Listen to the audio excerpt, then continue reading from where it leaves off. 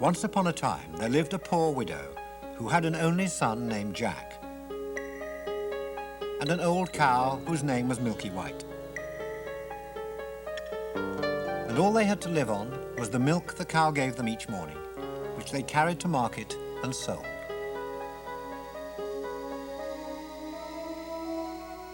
But so very exceptional was this milk, for it was far and wide considered the whitest milk anyone had ever seen, that it fetched quite a handsome price at market. And so Jack and his mother were able to get by.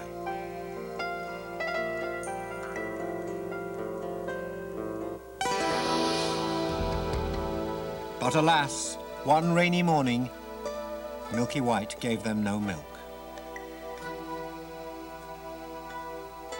And the next morning, Milky White gave them no milk. And the morning after that, it was precisely the same. Jack and his mother didn't know what to do, and when they spoke to Milky White herself about it, she was utterly silent. "Oh, what shall we do?" Jack's mother cried, wringing her hands. "What shall we do?" "Cheer up, Mother," Jack said bravely. "I'll go out and find some work."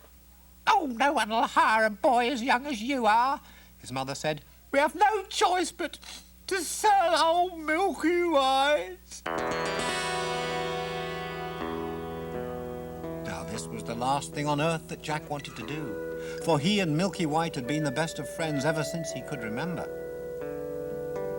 But he knew that there was no other way, and he went outside and took Milky White by the halter and started off with her down the road to market. He'd not gone far, though, when he came upon a very old, very odd-looking man who tipped his hat and greeted him.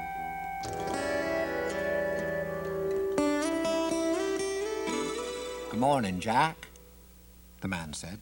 "Good morning to you," Jack answered, wondering where this strange man had learned his name. "And where are you off to this bright morning, good Jack?"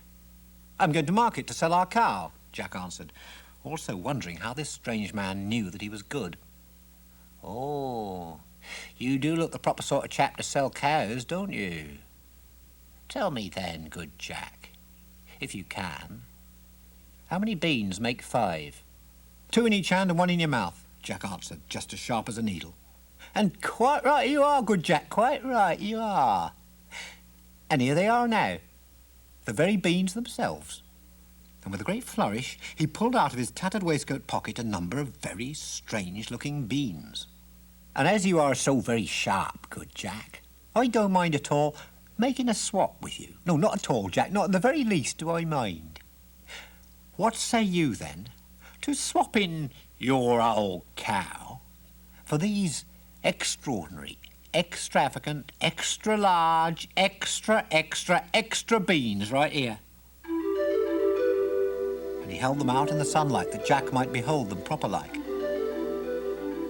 "Oh, go along," Jack said, not to be taken in. "Wouldn't you like it?" "Ah," said the man, "but you haven't got the slightest idea as to just what sort of beans these are.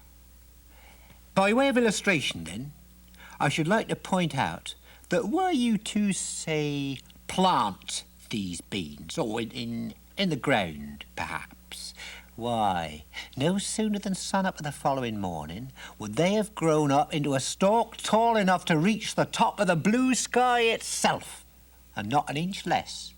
Now tell me if that doesn't give you pause. Tell me." "Really?" said Jack. "You don't say so."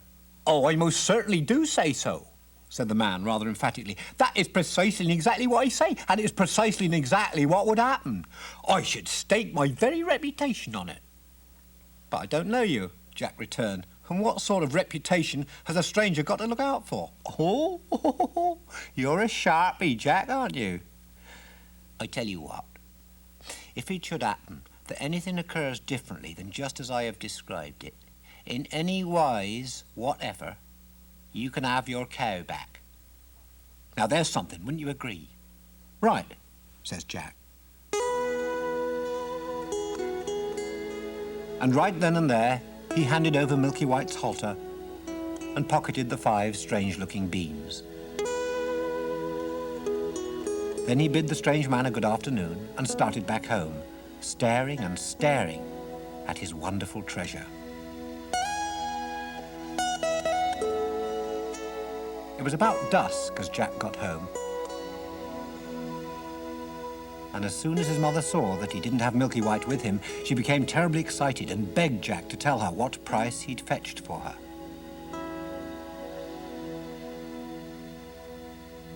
"Oh, you'll never guess, Mother," Jack said, barely able to contain himself. "Not in 100 years you won't." "Oh, what a good boy you are," his mother said. "Don't tell me. Was it £5 or was it... No, it couldn't be £10, no. It surely couldn't be more than £10. Oh, stop it, Jack, stop it. You must tell me." "There, I told you couldn't guess," Jack said proudly. "You're not even close, Mother, because I didn't get any money for her at all. You see, I traded her to an old man for these beans here. He told me that if you plant them, they'll grow up to the sky overnight." "Oh, my goodness," said Jack's mother, putting her hands to her face. "Oh, how could you have been such a fool, such a dolt, such an idiot, as to have given away my own Milky White, the best milker in the parish, and prime beef to boot, for a handful of magical beans?" And with that, she threw the beans out of the window and sent him up to bed without so much as a bite of supper.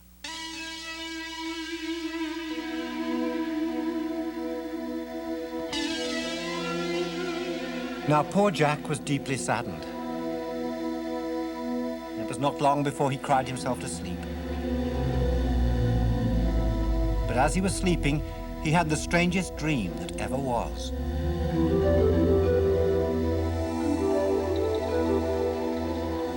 He dreamt that the sun had forgotten to rise one morning.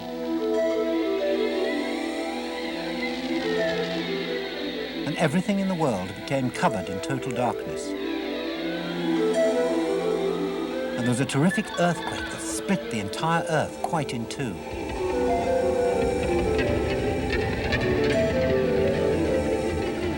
When he woke up, the chair beside his bed had slid all the way to the other side of the room.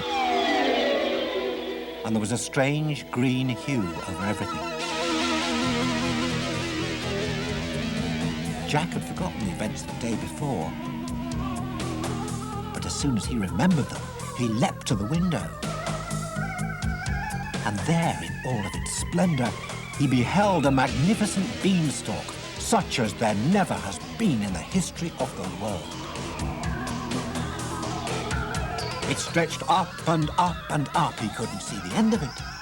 And then Jack realized that it stretched up beyond the blue circle of the sky itself, just as the strange man had predicted. And so, without a moment's hesitation, Jack leapt out of his window onto the beanstalk and began climbing.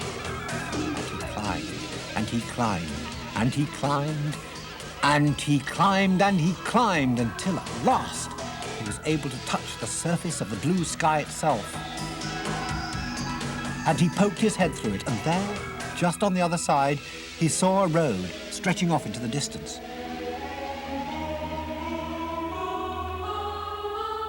So Jack pulled himself over the edge of the sky and started down the road, thinking of nothing but where he could find some breakfast, for it had been an awfully long climb, and as he will no doubt remember, he hadn't eaten a crumb since the morning of the day before.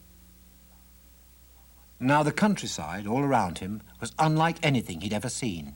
Everything was larger and wilder than what he was used to, and his prospects for finding breakfast seemed, on the whole, rather dim. Then he came upon a great big tall house, larger than any he'd ever seen, and on the doorstep there stood a great big tall woman. "Good morning, Mum," said Jack, quite polite-like, for he was hungry as a hunter. "Could you be so kind as to give me some breakfast?" "There now, you'd better be running along, for I am married to an ogre, and there isn't a thing he prefers for his breakfast to broiled English boys on toast. Run along, then." But Jack's hunger had quite a strong grip on him, and he pleaded, "Please, Mum, I've had nothing to eat since yesterday morning." I may just as well take my chances being eaten by an ogre as die of hunger. Well, said the ogre's wife, that's certainly reasonable enough, isn't it? So she took Jack into the kitchen and gave him a chunk of black bread and a chunk of yellow cheese and a jug of white milk, although Jack couldn't help noticing how very much whiter Milky White's milk had always been. Jack had barely finished eating when he heard a thump, thump, thump coming through the house that scared him mostly out of his wits. Oh, goodness gracious, she said. My husband is coming. What shall I do? Quick, hop in here. And she scooped Jack into the oven just as the ogre came into the room. The ogre was a large, wild man, and a smelly one at that. And Jack saw that as he came into the room, he carried the body of a cow slung over his shoulder, which he threw on the floor roughly. Here, wife, broil this for my breakfast. What's that I smell? He inquired. Fee, fi, fo, fum. I smell the blood of an Englishman. Be he alive or be he dead, I'll have his bones to grind my bread. Oh, nonsense, dearie, his wife said cheerfully. Oh, you must be dreaming. Unless, of course, it's the scraps of that English boy you had for yesterday's dinner. Off you go and have a scrub up and tidy yourself, and by the time you come back, your breakfast will be ready. So off the ogre went, and Jack was just about to jump out of the oven when the woman pushed him back in. Wait till he's asleep, said she with a wink. He always has a doze after his breakfast. Well, the ogre returned and ate his breakfast. He burped very, very loudly, sending such an awful stench through the room that Jack thought he would faint dead right then and there in the oven and be discovered. After that, the ogre went to a huge chest and took out a couple of bags of gold, which he sat down and counted, until at last his head began to nod and he fell asleep. He began to snore till the whole house shook again.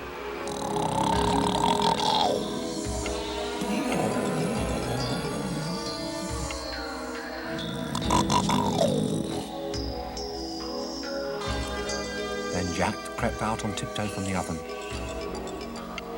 And as he was passing the ogre, he slipped one of the bags of gold under his arm. Then he ran out of the door and down the long road until he saw the top of the beanstalk sticking up through the sky. When he reached it, he threw the bag of gold down, which made a hole 6 feet deep in his mother's garden, and he began the long, long climb back home.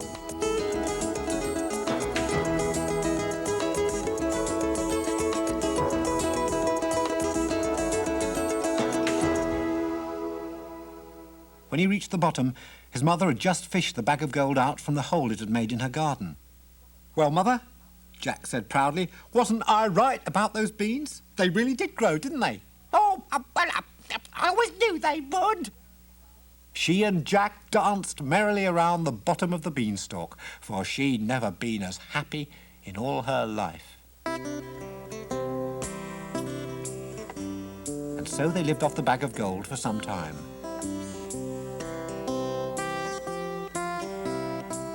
But at last they came near the end of it, and Jack made up his mind to try his luck once more at the top of the beanstalk. So very early one morning, he climbed out of his window onto the beanstalk and started climbing. And he climbed, and he climbed, and he climbed, and he climbed, and he climbed until... And he climbed, and he climbed, and he climbed until at last he came to the end of it and pulled himself up over the blue sky and started down the road again. And before too long, he came to the same great big house, and before it stood the same great big tall woman on the doorstep. Good morning, Mum, Jack said, as bold as brass. Could you be so good as to give me something to eat? Say there, said the woman. Aren't you the very lad who came out once before? My husband lost one of his bags of gold on the very day you were here. You'd better be running along now before he kills you dead and scrambles you into his eggs and eats you. Imagine that now. Now, that's odd, Mum, Jack replied. Bag of gold, eh? I dare say it has a familiar ring to it, but I could never remember anything too well before breakfast. It's just tragical trying to think on an empty stomach, Mum. Just tragical, that's what it is. Well, the big woman was so curious that she took him into the kitchen and gave him something to eat. But this time Jack ate quickly and greedily, for he knew the ogre's entrance might cut his meal short. Sure enough, no sooner had he his last bite than thump, thump, thump, he heard the giant's footsteps, and the big woman hid Jack away in the oven just as before. And everything else happened just as before. In came the ogre, just as before, and just as before he said, Fee, fi, fo, fum. and dumped the cow onto the floor. And the ogre's wife cooked it. And the ogre ate it up for breakfast. And when he was quite full, he let fly another burp, so horrible it made the first one smell like a petunia in comparison. And Jack thought he might very well scream and give himself away. Then the ogre said, Wife, bring me that hen, what lays the golden eggs. And so she brought it in and placed it on the table before him, and the ogre said to it, Lay. The hen shook her feathers and walked in a small circle on the table, and then she sat down, and without the slightest ado, she laid a handsome egg of the purest gold. The ogre's head began to nod, and he fell asleep. And just as before, he began to snore so loudly, the whole house shook. As he saw this, Jack crept out of the oven and stole over to where the golden hen was, and before you could say Jack Robinson, he was off. But this time around, the hen gave out a little cackle of gratitude that woke the ogre, and just as Jack was climbing over the doorstep, he heard the ogre calling, Wife, wife, what have you done with my golden hen? And the wife said, Where, my dear?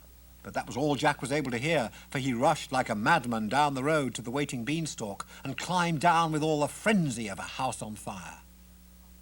And when he got home, he showed his mother the wonderful hen and placed it on the table and said to it, Lay. And every time he said this to it, it turned a small circle and then laid a perfect egg, just as simple as you please.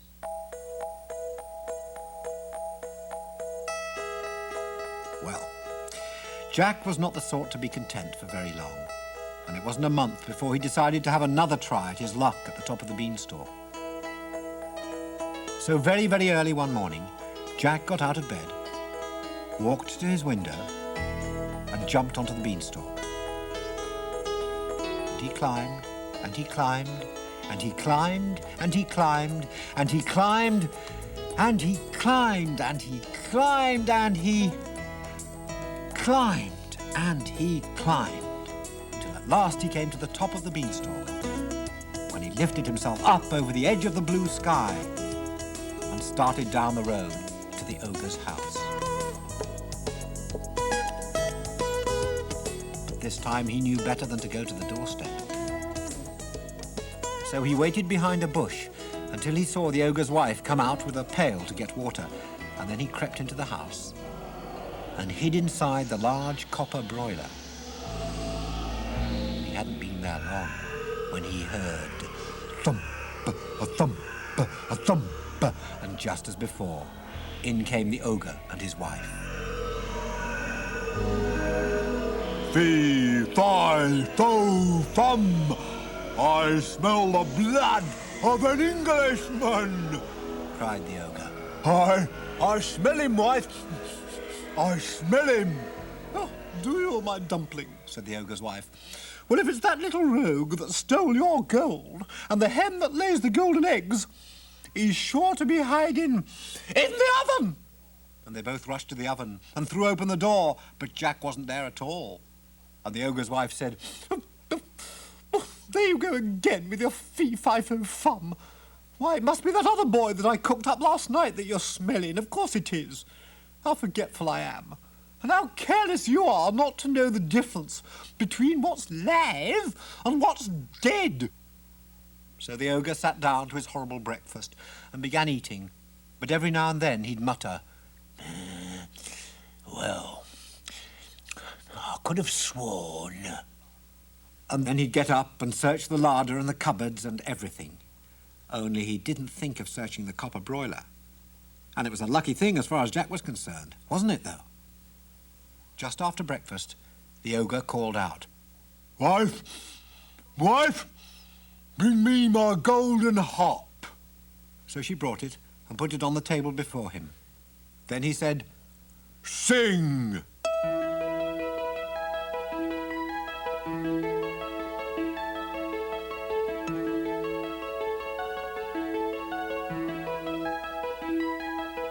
and the harp sang so beautifully that Jack almost poked his head out from the broiler to see it. But he knew that he must wait until the ogre was asleep, and sure enough, the ogre soon fell asleep and began to snore like thunder. Then Jack lifted up the broiler lid very quietly and got down like a mouse and crept on his hands and knees till he came to the table. And up he crawled, caught hold of the golden harp and made a dash for the front door. But even before he reached the door, the harp called out, "Master! Master!" The ogre woke up just in time to see Jack running off with his harp. Jack ran as fast as he could, and the ogre came rushing after him. He would easily have caught him, but Jack had a head start and dodged him a bit and knew just where he was going. When he finally got to the beanstalk, the ogre was less than 20 yards away. Then the ogre saw Jack suddenly disappear. When he got to the end of the road, he saw Jack climbing down the beanstalk for his dear life. Well, the ogre didn't think the beanstalk would hold his weight, so for a moment he just stood there and watched. But then the harp cried out again, "Master! Master!" Without thinking, the ogre swung himself down onto the beanstalk, which shook with his weight.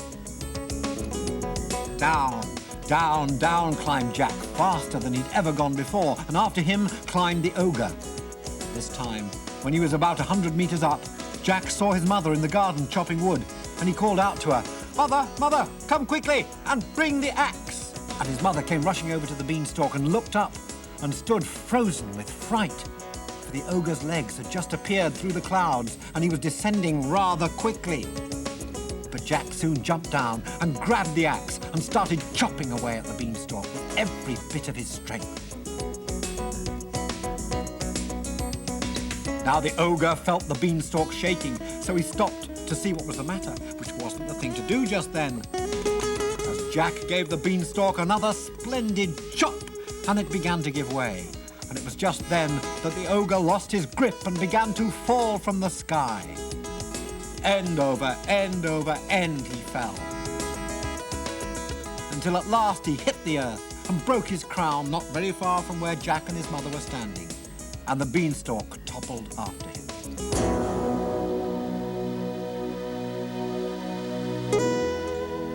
The celebration that followed was quite a large one, and Jack showed his mother the golden harp. After he sold all the golden eggs the hen had laid, Jack and his mother became very rich. And he married a great princess. And they lived very, very, very, very happily ever after.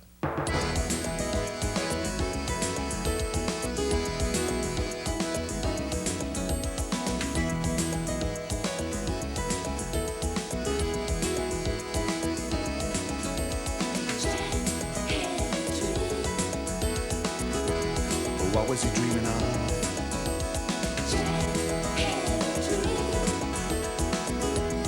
What was he dreaming of? He was dreaming of the magic beings that lay beneath the earth. He was dreaming of a milky white and what she was worth.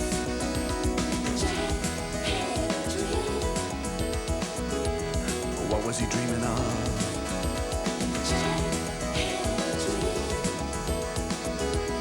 What was he dreaming of? He was dreaming of a bag of gold and his mother's happy face. If he could only bring it all back home and save himself disgrace.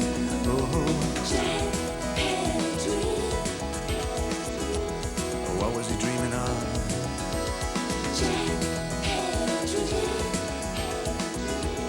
What was he dreaming of? Wake up. What was he dreaming of?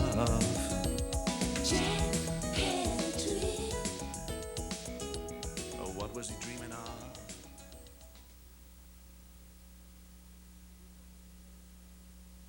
We hope you've enjoyed the story from the Rabbit Ears We All Have Tales series. All of the programs are presented by award-winning artists and are also available as compact discs and audio cassettes through Rhino Records, and as books and book audio cassette packages through Picture Book Studio. Stories in the series include the famous English folktale Jack and the Beanstalk, told by Monty Python's own Michael Palin, with music by the Eurythmics Dave Stewart. Fee, fi, fo, fum. I smell the blood of an Englishman.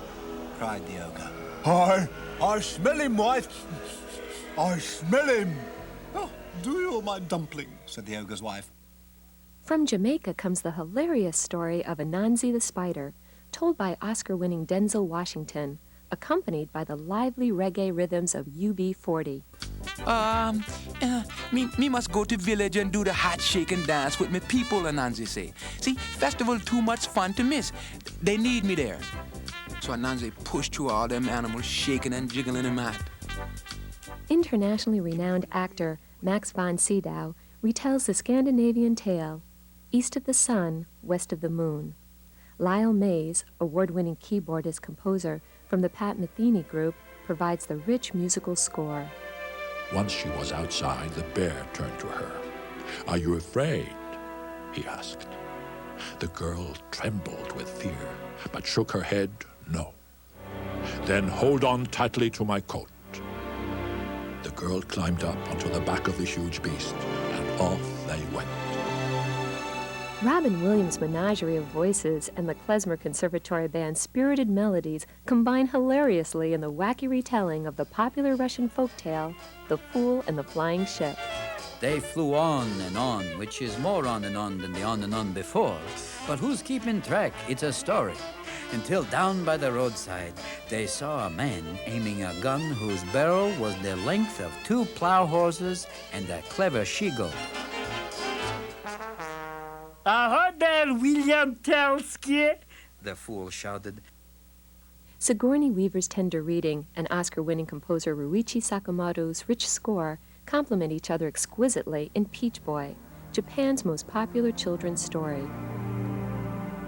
And so, Momotaro and the pheasant and the dog and the ape rode across the mountains of the waves toward their destination. Also look for the following programs in the Rabbit Ears We All Have Tales series.